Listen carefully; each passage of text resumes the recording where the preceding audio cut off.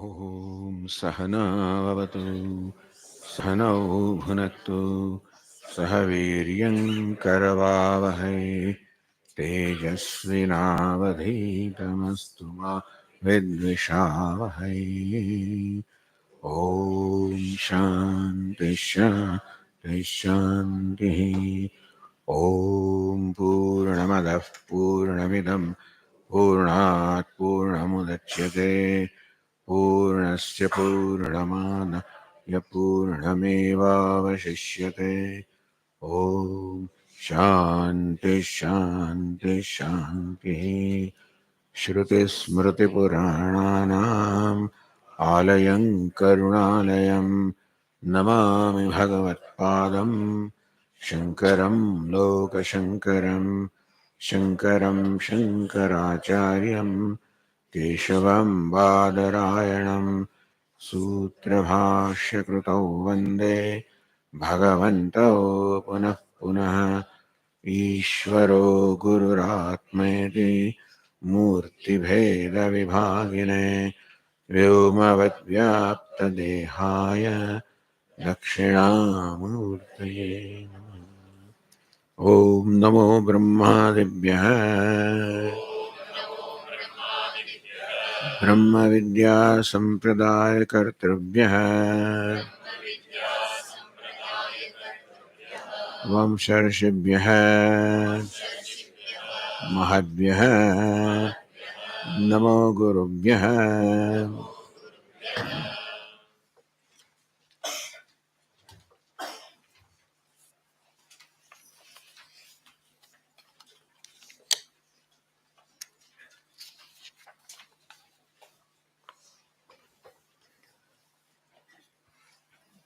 श्री जागमल के श्रेष्ठ मैत्रेयी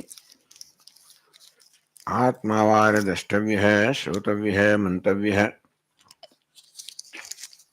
निर्ध्यासितव्य है। मैत्रेयी आत्मवारे दर्शनेन श्रवणेन मत्या विज्ञानेन इदं सर्वं विदितम्. आत्मवारे दर्शनेन darshanam, by the knowledge of Atma, which is the result of Shravanam, Mananam, Nididhyasanam. Idam Sarvam Viditam, by knowing Atma, knowing the self, all of this as well becomes known. How can it be? Atma is one thing, all of these different things. How can it be that by knowing one thing that other things can be known? By knowing Ghata, for example, the Pata, the cloth, cannot be known. By knowing a part, we do not know the cloth. By knowing A, you do not know B. And how can it be that by knowing Atma you know everything? Only if what we call everything is nothing but Atma, then alone it is possible.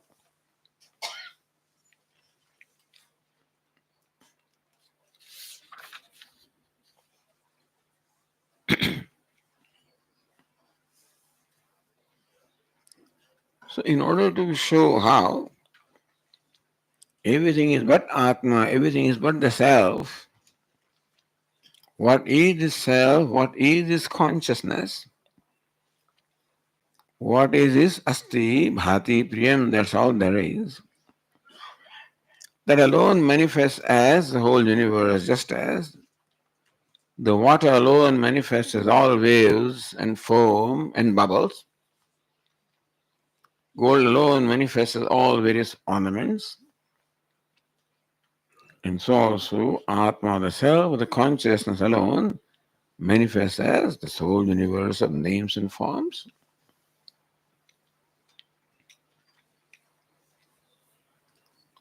And now to demonstrate that, we read the sixth passage on the page 13. Brahmatam paradadya anyatra atmano brahmaveda. Brahma means Brahmana. As an example, Brahmana, Kshatriya stands for, the society consisting of the four castes. Brahmana, Kshatriya, the representatives of this society. that a Brahmana, Kshatriya, X, Y, whoever it is, rejects me if I look upon them as different from me. So, an interesting way of saying that I am rejected by you if I look upon you as different from me. And you are rejected by me if you look upon me as different from you.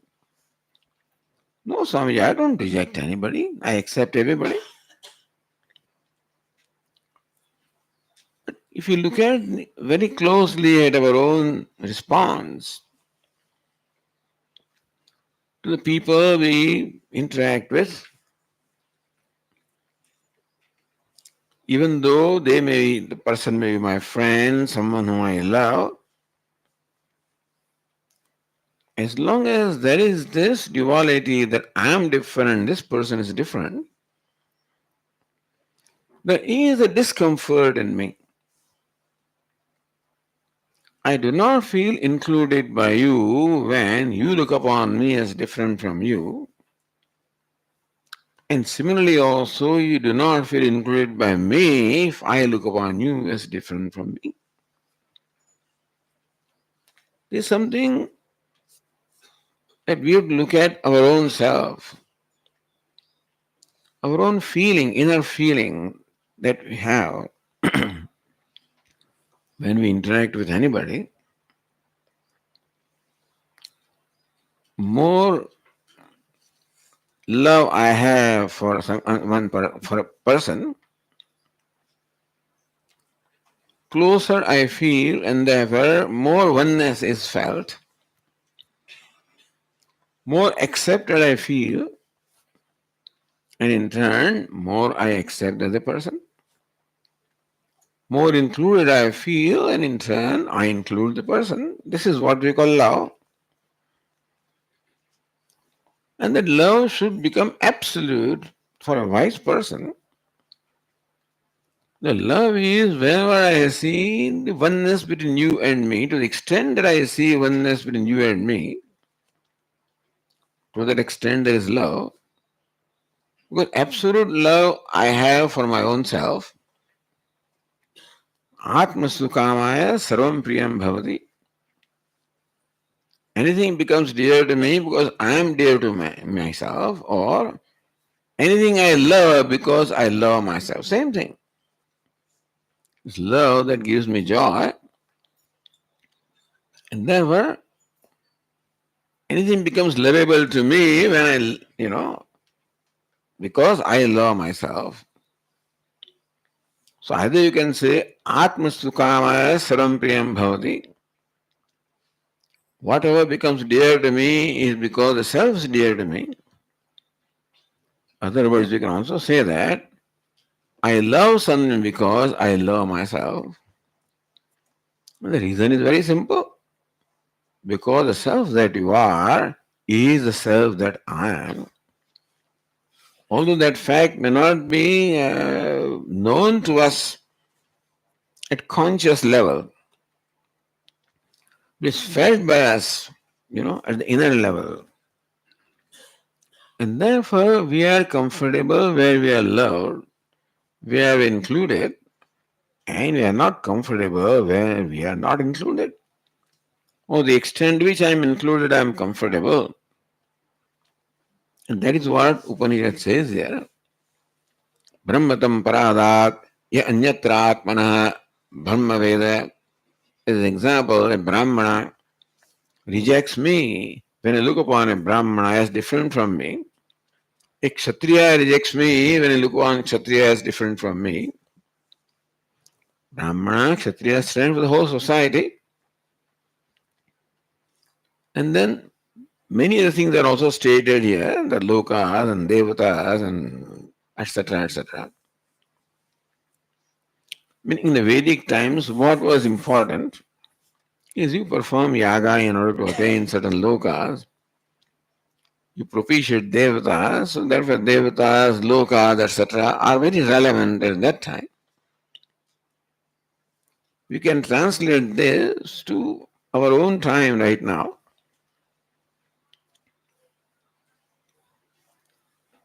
that I feel accepted when I love somebody, I feel rejected when I do not love. When there is a distance, why is it so? Idam Brahma, idam Kshatram, ime Lokaha, ime Devaha, imani Bhutani, idam Sarvam. Brahmana, Kshatriya, and Lokas, Devatas, Vedas, everything. Idam Sarvam, Yadayam Atma. The sixth passage, the last statement is Idam Sarvam, Yadayam Atma. Idam Sarvam, all of this is Yadayam Atma, this Atma. All of this is nothing but this Atma. So he says, I am Atma. I am is this, something that is evident. In Sanskrit, this, in English, I say this is something that is evident. All of this is nothing but this self that is evident to me, that is experienced by me. Because self is of the nature of consciousness, which is always self-revealing, and therefore I'm always conscious of myself. The self of which I am conscious of, all of this is nothing but the self of which I am conscious of. That being the case, meaning what you are is nothing but what I am. All there is one self. That being the case, when I look upon you as different from me, I am in fact violating the reality. When I look upon you as different from me, I am violating the reality that you and I, so I am creating division within my own self. Myself is the one that all of you are, and that includes everything. And when I look upon you as different from me, and why does that happen? When I identify with this body, this upadhi, this body, mind, sense complex, I look upon you as that body, mind, sense complex. And certainly this body is different from that body. Therefore, when I equate myself to this body, I equate you with that body. Certainly, the self that I think I am is different from the self that you are.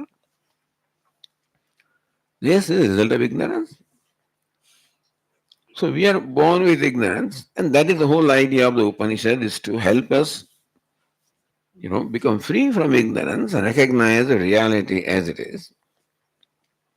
We are born with ignorance, and ignorance manifests as identification with body, mind, sense complex. Ignorance here is not simply lack of knowledge or absence of knowledge. This ignorance is a very peculiar kind of ignorance.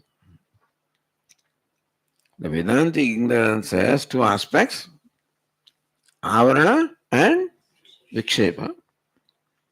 Avarana means not knowing the true nature.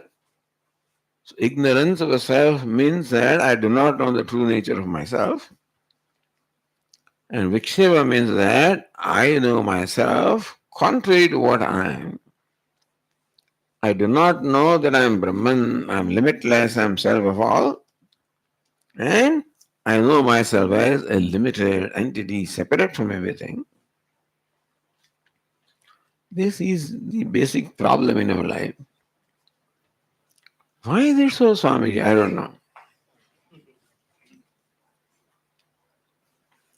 If you are born with knowledge, this would have been Brahmaloka. There is no conflict at all because I have no conflict with myself. If I know you as myself, then there will be nothing but love because I love myself unconditionally. And closer, less I am identified with this upadhi, less I'll identify you with that upadhi, then there'll be more and more closeness between the two. So Upanishad wants us to live life happily by recognizing the true nature of ourselves. The self that I am is the self that you are. The body that I am is different from the body that you are. The waves are many and one wave is different from the other wave. But basically, what a wave is nothing but water. In that sense, all waves have their being in one water. This is what every Upanishad wants to teach us. The identification with this body mind is so strong and so real that I seem to be comfortable by looking upon myself as a limited entity. I'm not comfortable, but that's called ego. And that I want to confine myself, it looks like, to this body mind complex. And I do not want anybody to encroach upon the boundaries. Always keep a distance and you are there and not, this is the limit, not beyond that. But that's all right in practical sense. But what I'm saying is how the ignorance which results into identification of this individuality, individual body mind complex, results into the division in our life. And this is the cause of all unhappiness in our life. This is what Vedanta calls duality. Duality doesn't mean two, understand? Duality does not mean two. In Sanskrit, there is a word called Bheda. Bheda means division. Not duality, what is meant is division. And Bheda means Anyonya Bhava. What you are is not what I am.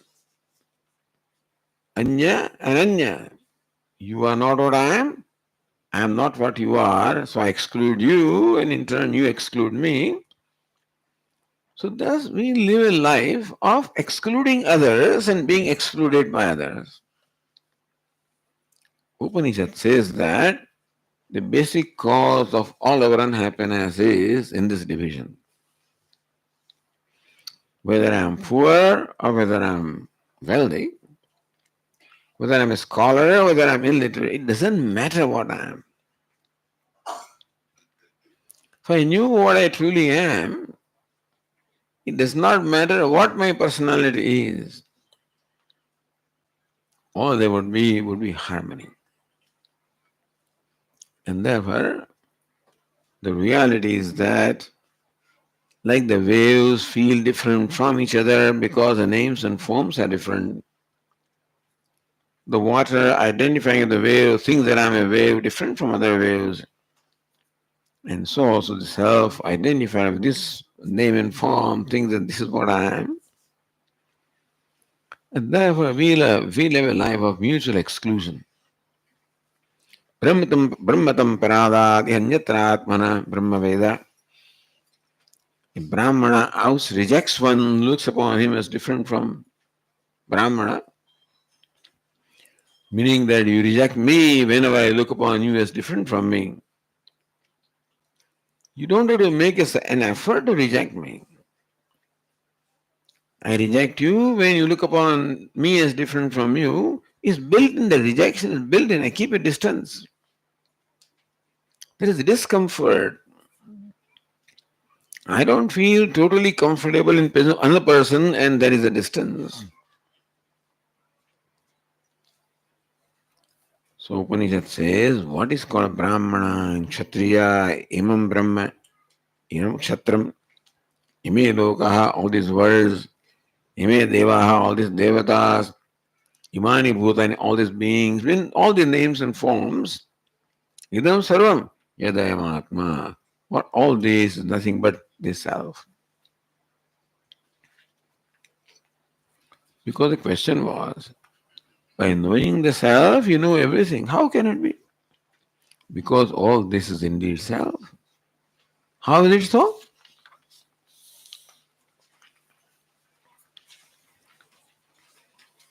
Just as these various parts are there,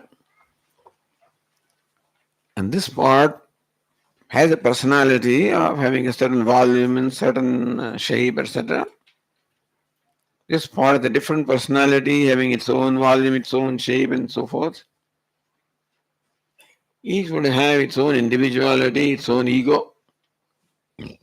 superiority, inferiority, all complexes may be there. And therefore, when there is a separatedness, and this fellow looks upon this part in one way, this looks upon another way, because even though in reality both of them are one, namely one clay, but then because of identifying with his name and form, they think they are different from each other. So here now Upanishad gives various examples. Bhashyakara says very beautifully, how do you say all of this is Atma? Just as we say, all these parts are nothing but clay. This I am sure will accept, all these parts are nothing but clay. Why is it so? Because whenever we experience a part, we also experience the clay, meaning that we cannot experience the part apart from clay. So Bhashyakara says that when two things are experienced together, here we experience two things, part and clay. When two things are experienced together, they cannot be two. If part and clay are experienced together, then part and clay cannot be two. They'll be what? Because we cannot experience this part. This is clay, by the way, so without experiencing clay, or a more familiar example is we cannot experience this ornament without experiencing gold. When two things are experienced together, they are not two, they are one. Just as a bangle cannot be experienced apart from the experience of gold, and therefore this bangle and gold are one. Is that clear? And Bhashyakara says that when I experience you, for example, I'm aware of you, right? I'm aware of the pot, aware of the ornament, aware of a human being, aware of, sentient, insentient, whatever there is, I'm aware of them. I cannot experience something unless I'm aware of that. Meaning that awareness is involved in every experience. And there can be no experience without awareness. So whatever I experience is always experienced along with the experience of awareness. You follow? Whenever I experience something like you, I'm aware of you. Therefore, whenever I experience anything, the awareness always goes with it, right?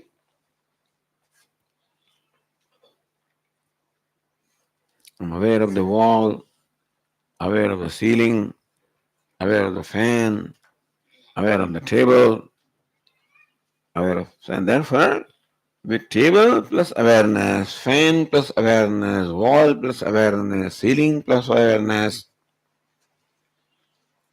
whatever I experience, I always experience along with the experience of awareness. Nothing can be experienced without the experience of awareness, and therefore nothing is different from awareness. Just as you cannot experience the chain without experiencing gold, the chain is nothing but gold, so also we cannot experience anything without experiencing awareness. Is that right? Just as I cannot experience all the waves without experiencing water, therefore waves are nothing but water. So also I cannot experience anything, no name and form, nothing vida, unless I experience awareness also. Is that clear? If that is so, then what is everything? Idam sarvam yadayam atma. Idam, all of this, all of this, nothing can be experienced apart from awareness. Therefore, All of this is what? Awareness, which is the self. Therefore, all of this is nothing but the self. That's the equation. What happens is that we experience awareness plus name and form. We overlook the fact that we also experience awareness. And where is that awareness? My own self. I first experience myself, which is awareness, and then alone I can experience anything else. So if I pay attention, I recognize that every experience involves the experience of awareness, which is myself, which is Atma, and therefore what is awareness, and therefore what is Atma, idam sarvam, idayam Atma. Idam sarvam, all of this is yat ayam Atma, this self. That's the Mahavakya of this Upanishad. All this is nothing but this self. Prajnana Vyatirekena Swapna Jagratayo Na Kasyad Vastu Vishesha Gruhyati. Bhashyakara says that in waking or in dream. In deep sleep we don't experience anything in particular, but in waking and dream, no experience can take place unless there is the experience of awareness. Tasmat prajnana vyatirekena abhava. Therefore, just as I cannot experience a bangle without experiencing gold, and therefore there is no bangle without gold, or what bangle would be nothing without the gold, and so also I cannot experience anything without experiencing awareness. Therefore, there is nothing other than experience, or what is the awareness. Nothing other than awareness, and therefore, what is awareness? Now that Upanishad wants to demonstrate with many examples, very simple day-to-day examples of those days, You find very, rustic examples. So let us read the passage number 7 on the page 14.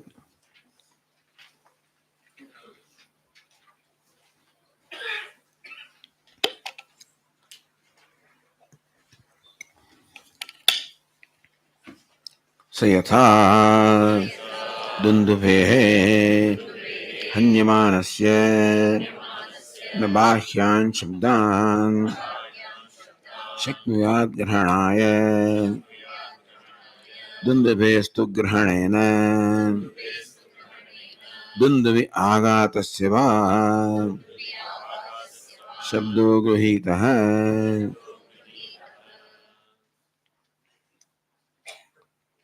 Dundu means a drum. So from a distance, when somebody is hitting a drum with a stick,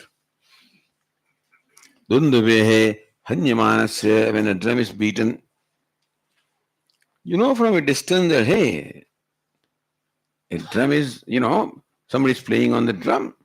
For example, when the time comes for, in Navratri in Gujarat, they do this Garba, dance. So to invite everybody, to let everybody know that now the dance is going to begin, he beats up the drum, then everybody knows now. So from distance also we know that he's beating a drum. Well, he may be beating different kind of notes on that. Depends on how skilled he is, he beats although all notes are different from each other, the particular notes are there, but all particular notes contain the general sound of drum. You follow? The particular sound of drum, so we know he's playing drum, although he's playing different notes, but the particular cannot be experienced without experiencing the general or samanya. Vishesha, like this chain, cannot be experienced unless you experience the gold, which is samanya. So, when somebody is playing different notes of the drum, you know that the drum is being played. Because every particular note contains the samanya or the general sound of the drum. That's all. That's the example. No vishesha or particular can be experienced without experiencing samanya or general. Ornament is a vishesha, cannot be experienced, or samanya, which is gold. So Vedantin would say that the ornament is superimposed upon the gold. A vishesha or a particular is superimposed upon samanya, universal. So universal and particular. Universal gold and particular ornament. Similarly, universal is the sound of the drum. Particular are the various notes. The particular cannot stay apart from the universal. The universal is superimposed upon the particular.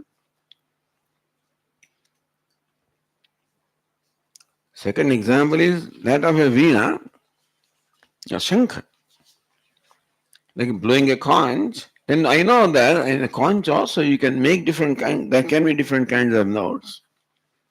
But then even from a distance I know that he is blowing a conch.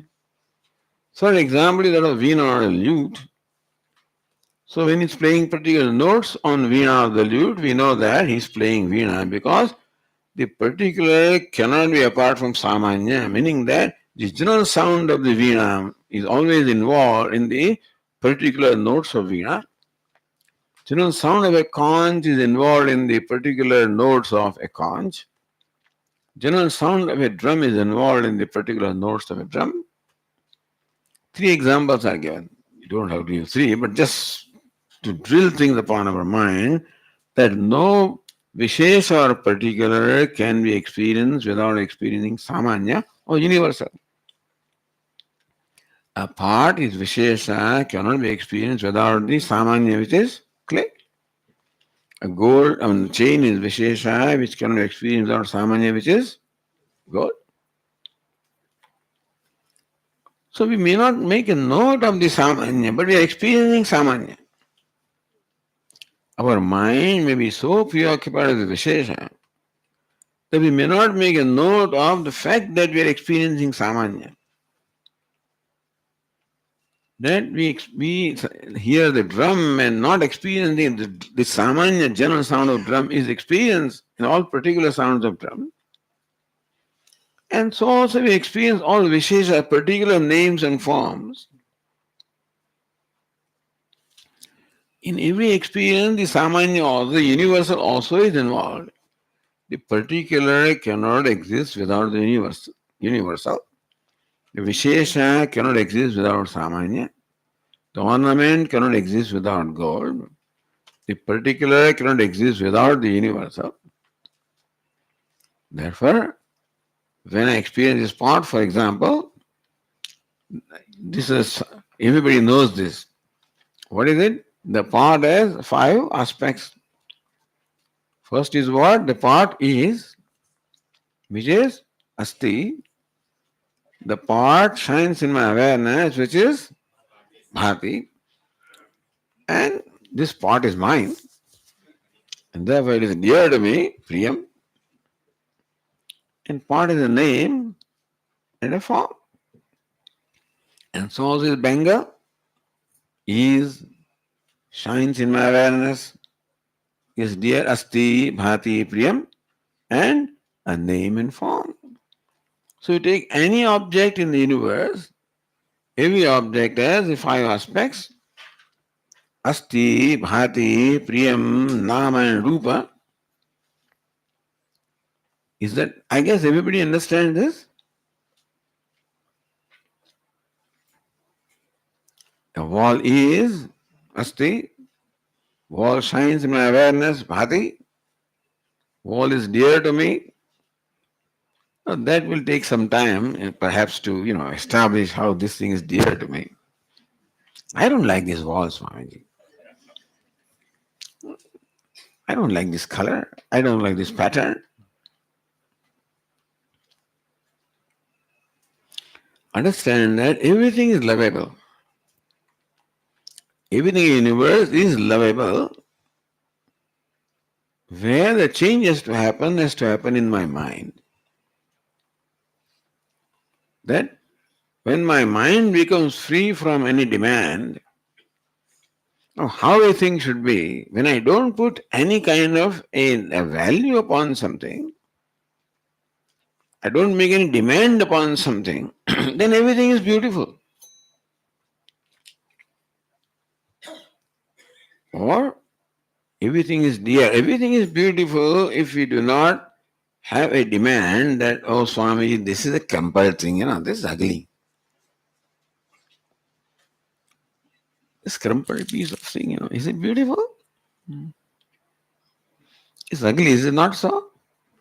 Had it been like this, perhaps, oh, this is Swamiji. Yeah, this is quite beautiful. You do this, it's ugly. Now, that beautiful and ugly, are these more notions in my mind, or is it the nature of this entity? This is ugly, and this is beautiful. That is because I have decided what beautiful is and what ugly is. Is it not so? The other day, I had some piece of paper which I compared throughout. Ugly thing. When I returned home, I saw a new piece of art has entered the home. Right there was a very beautiful frame in which, oh, look, wow. You know what was it? Same crumpled piece of paper. Somebody had put in such a beautiful frame and such a background. I was, wow. You need somebody who shows the beauty in what, everything, I guess. That's all it is. In sort of what is beautiful, we don't have to change it to make it beautiful. The change has to happen here, then we find that everything is beautiful. That's what Vedanta wants us to do. Bring about a transformation of the mind, which is called Antakarana Shuddhi, or purification of mind. The reason why right now something is beautiful, something is not, because of my demand as to how a beautiful thing should be and how it should not be. In Vedanta, they call it raga and dvesha, attachment and aversion. My mind is free from demand. Well, I stand before Ganga, perhaps my mind may become free, and then whatever it is looks beautiful. Sometimes a lot of water, sometimes a little water, sometimes dirty water also. It depends, in monsoon. In every situation, to me, Ganga looks beautiful because I have no demand of how Ganga should be. Similarly, if I have no demand on how a thing should be, I'll find it to be beautiful or an object of happiness. Meaning that everything has the, what happened? No, we will do that in the evening. We have a question and answer session. So please write your question and put it in this box. Antakarana Shuddhi means I have no demands. I'm comfortable with what is called Antakarana Shuddhi. In that case, everything will appear to be beautiful. Because it's created by Ishvara, not by you and I. Ishvara is omniscient, sarvajna, and he, in his wisdom, he has created what he has created. What business do we have to find fault with what he has created? Because, this is creation of Ishvara. Who is sarvajna, sarvashaktiman. They cannot have fault in what he has created. Anyway, what I'm saying is that, so it's a transformation in my mind by which I can see what is beautiful. Asti bhati priyam. A name and form is nothing but a vehicle for manifestation of asti bhati priyam. Just as an ornament is a vehicle of manifestation of gold, and so any name and form is a vehicle for manifestation of asti bhati priyam. So what is asti bhati priyam? Name and form is inconsequential really. They are just incidental. The pot is incidental, the clay is real. And so what is real is Asti, Bhati, Priyam, that is Atma. Idam Saram Yadayam Atma. What is this Atma? Manifesting in different names and forms. That is called creation.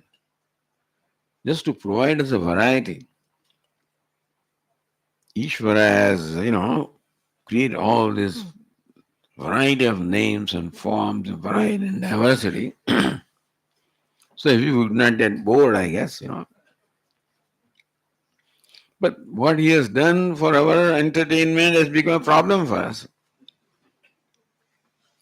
Because I want a form only in a certain way. Oh, your nose is like that, and eyes is like that, and this is like that, and then I have all kinds of problems.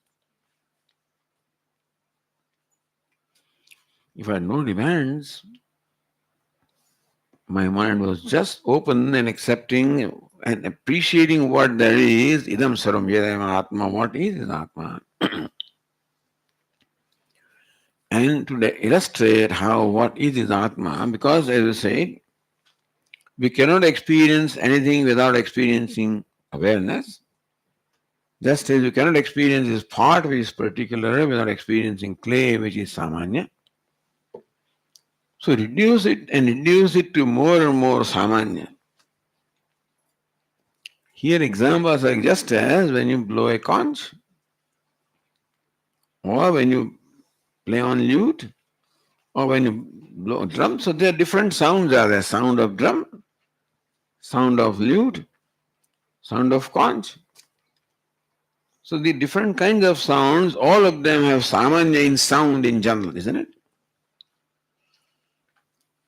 Particular sound is that of lute, of drum, of conch. None of them is apart from the sound in general. Just as all these pots and pans are not apart from clay, so many samanyas are there. Those samanyas are reduced into further samanya. Can you see this? Like all sounds, different sounds are reduced to sounds, different touch are reduced to all touch, different forms are reduced to form in general. Then sound and touch and form are all reduced to elements in general, bhuta. They are reduced to prakriti in general. Prakriti means the primordial matter. That is reduced to what? Asti bhadi priyam. So this samanyas, mahasamanya, the universal, greater universal, most universal, the universal. So how the particulars are reduced to samanya into further samanya. For example, all these ornaments are reduced to gold. Gold is a metal. All different metals can be reduced to matter, which can be reduced to again elements, which can reduce to atoms, and which can reduce to energy, which can reduce to what? Sat, Chit, Ananda. So this is how Upanishad shows how we are all the time experiencing the self. And why are we experiencing self? Because it's our self, and it is always self-revealing. I cannot be aware of anything unless I'm aware of myself. And the self is consciousness. I can't aware of anything unless I'm aware of consciousness. So what is what? Consciousness. Just as I can't experience the pot without experiencing clay, I cannot experience any name and form unless I experience Asti Bhati Priyam, which is the most universal, which is myself. So idam saram yadayam atma. What all these is nothing but Atma. And different examples are given here. Just as when a drum is beaten, how the particular notes of drum cannot be experienced without the general sound of the drum. How when a conch is blown, the particular notes of conch cannot be experienced without the general sound of the conch. The veena, the lute, the particular notes of lute cannot be experienced without the general sound of the lute. And sound is one of the elements. And sound is what then? Sound and touch and the form and the smell and the taste. And they are all of them are nothing but what? Bhutas. All of nothing but the elements. All of them are nothing but ultimately molecules, atoms, etc. All of them are ultimately reduced to what? Mahasamanya or the universal, which is Asti Bhati Priyam.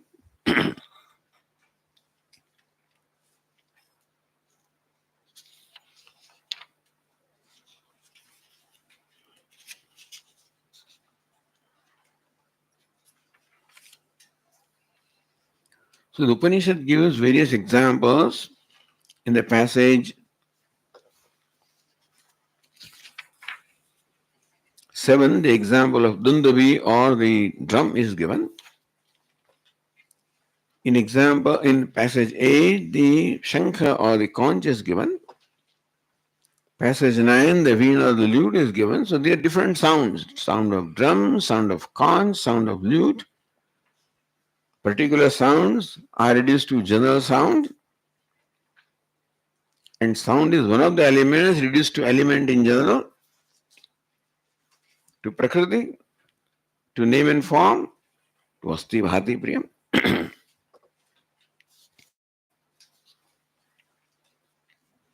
So that is how it shows that how when the universe is never apart from the consciousness which is Asti Bhati and Priyam. Then if everything is Atma, the equation is when you say all these pots and pans are clay, what it means is that all the pots have emerged from clay, all the pots are sustained by clay, all the pots merge into clay. Similarly, all the universe must emerge from Atma, must be sustained by Atma, must merge back into Atma. To explain these different examples are given at the time of sustenance. The example of the drum was given to show how the sound of a drum is, the particular sound note of a drum is only when the general sound is there. So that is the example of what we call sustenance. That in sustenance, particular cannot be apart from the universal. And then when it comes to the creation, how Atma was before the creation also, Atma is after the creation also. So explain the creation, look at the passage 10 on the page 17.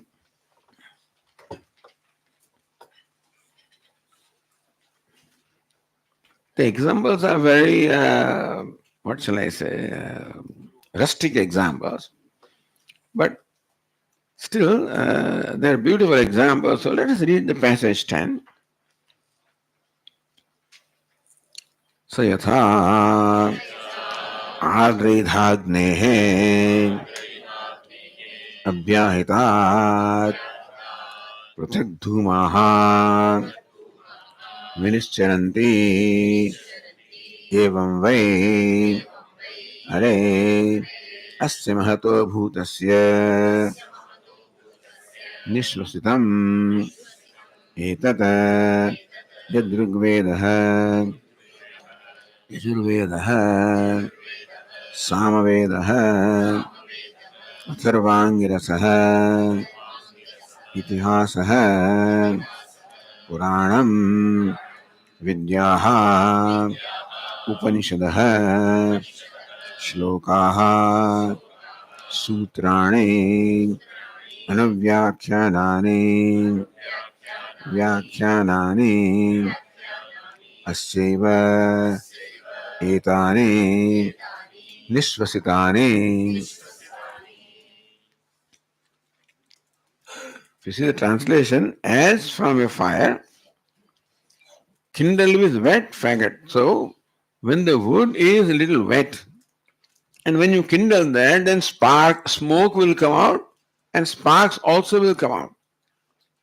Sparks usually come out when the wood is somewhat wet. Otherwise, there is only flame. So, when a wet piece of wood is kindled, then smoke also comes out, sparks also come out, flames also come out. Smoke, sparks, flame. So, what this smoke and spark and flame are all different from each other. But before they were produced, what were they? They were nothing but fire. And when the fire is kindled and smoke and the spark and the flame, which are all different from each other, they all come out from the fire. Just as from one fire all the diverse things emerge, so also from one Paramatma the diverse universe emerges. Simple example, just as from one fire diverse things emerge. What are these diverse things? Embers are there, smoke is there, sparks are there, flames are there, all different from each other, emerge from one fire. And so also is the whole universe, which is all, variety of names and forms, emerge from one Paramatma. Here the example is how all the Vedas and the whole scriptures also emerges from this Paramatma, like the outbreath of a human being. Aseva etane nishvasitane. All the scriptures, the Vedas, Ityasa, Purana, whatever scriptures we have, all of them have emerged from this great being that is Paramatma effortlessly. Just as the out-breath emerges from a human being effortlessly, so also all these scriptures have emerged from Paramatma effortlessly. What is meant by effortlessly is that when Paramatma also has not written the scriptures. See, if you write them or compose them, then an effort is required.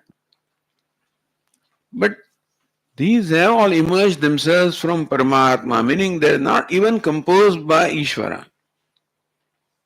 The Vedas are not composed scriptures.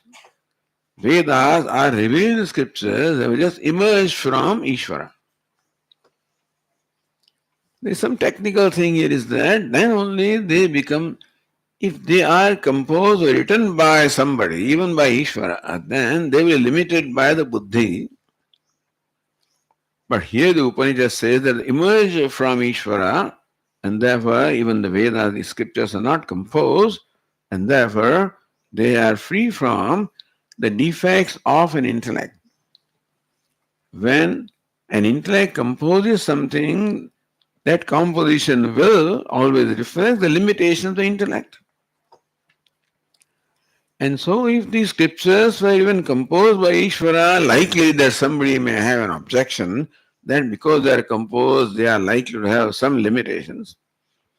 So this one says that the scriptures emerge from Ishvara, and therefore they have no the nirdosha pramana. Similarly, also the whole universe has emerged from Ishvara effortlessly.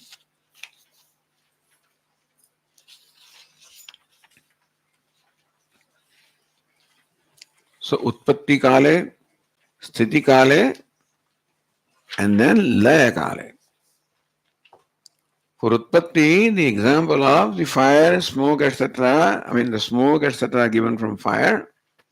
So sthiti, the sound was given different. Now for laya,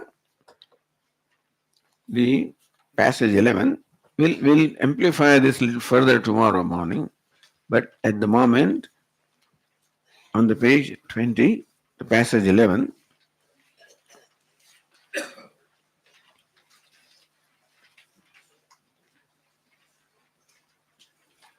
स यथा सर्वासाम अपाम समुद्रः एकायनम् एवं सर्वेषां स्पर्शानां त्वग् एकायनम् एवं सर्वेषां गन्धानां नासिके एकायनम् एवं सर्वेषां रसानां जिह्वा एकायनम् एवं सर्वेषां रूपाणां चक्षुः एकायनम् एवं सर्वेषां शब्दानां श्रोत्रम् एकायनम् एवं सर्वेषां संकल्पानां मन एकायनम् एवं सर्वासां विद्यानां हृदयम् एकायनम् एवं सर्वेषां कर्मणां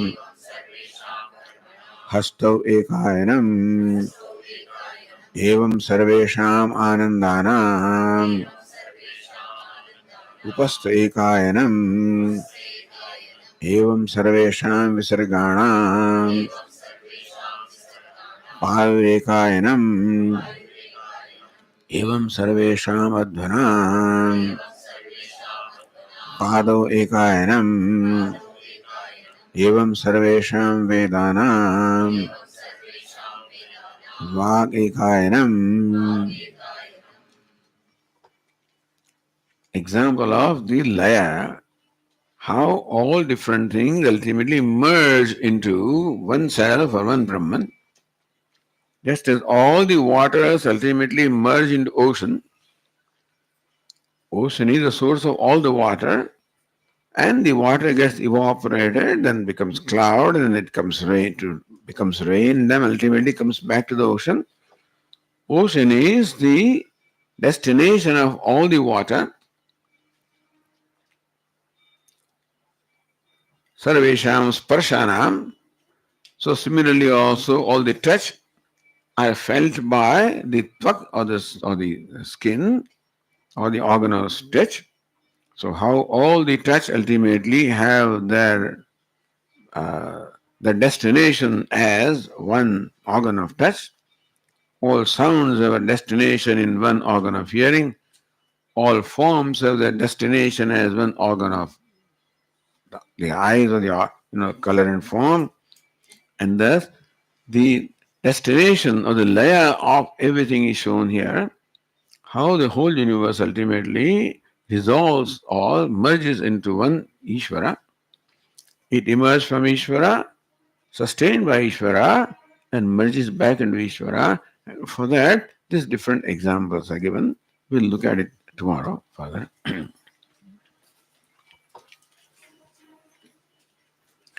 Om Purnamadah Purnamidam Purnat Purnamudachyate Purnasya Purnamadaya Purnamevavashishyate. Om Shanti Shanti Shanti. Shankaram Shankaracharyam Keshavam Badarayanam Sutrabhashya Kritau Vande Bhagavantau Punah Punah. ईश्वरो गुरुरात्मेति मूर्तिभेदविभागिने व्योमवद्व्याप्तदेहाय दक्षिणामूर्तये नमः. ॐ शान्ति शान्ति शान्तिः. हरिः ॐ. श्रीगुरुभ्यो नमः. हरिः ॐ.